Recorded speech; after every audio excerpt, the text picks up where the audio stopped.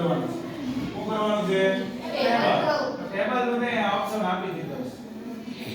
સમજા મેં તમને કીધું તો પહેલું ક્રમ, બીજું કે નામ, ત્રીજો ઓપ્શન ધોરણ, ચોથો મોબાઈલ નંબર, પછી તો આધાર કાર્ડ નંબર, પછી તો બેંક એકાઉન્ટ.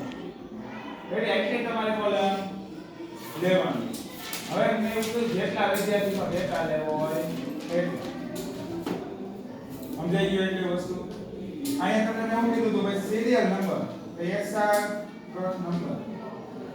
અહીંયા લખવાનું નેમ, અહીંયા લખવાનું સ્ટાન્ડર્ડ, અહીંયા લીધું મોબાઈલ નંબર,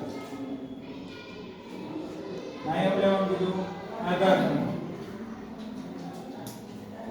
એટલે એટલું લખો, બેંક એકાઉન્ટ નથી લેતા. સિરિયલ નંબરમાં ક્રમ નાનો હોય તો અહીંથી તમારે આથી પટ્ટી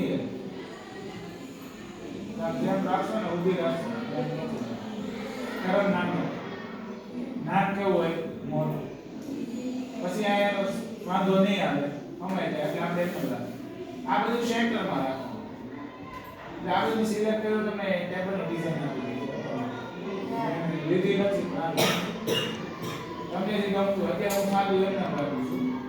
આ બધા અહીંથી સેન્ટર એને આપવાના છે કોઈ એ વસ્તુ ઘટી હોય છે.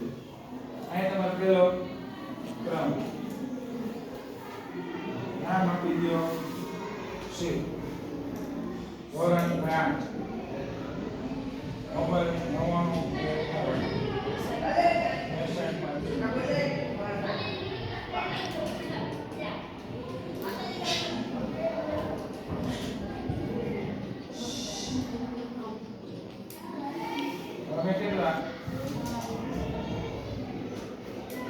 આધાર નંબર 12 હવે ચાલ ટેસ્ટ આપી દો.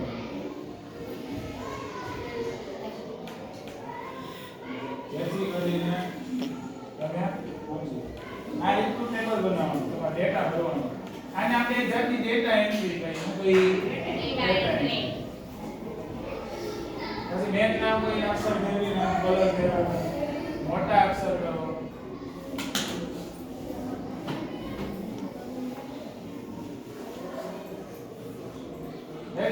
હવે મેં વસ્તુ આપણે જોઈ પણ તમે અહીં જે કે સમજાય તો કાંઈથી તમને આટલી સેલ છે અને સેલ રો અને કોલમ જે ભેગી થાય એનું કહેવાય સેલ. એક્સેલ ની અંદર આવશે. અત્યારે આને આપણે ભેગું કરવું. શું કામ કરવું છે? આપણે ઉપર ટાઇટલ આપવાનું. શું આપવાનું હોય? ટાઇટલ. મોટા સ્ટેપ બાય સ્ટેપ કરવાનું.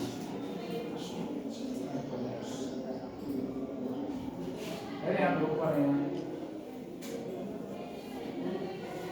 હવાને ભેગું કરીશ. કઈ રીતે કરીશ? રાઈટ ક્લિક અહીં એક મર્જ સેલ. મર્જ એટલે ભેગું. મર્જ એટલે ભેગું. હું જેવું ક્લિક કરીશ એટલે ખાના સમજી જાય કોલું થઈ જાય. થઈ ગયું કોલું? અહીં આપણે લખી સ્ટુડન્ટ ડેટા. હવે આપણે સ્ટુડન્ટ નો ડેટા લખીશ.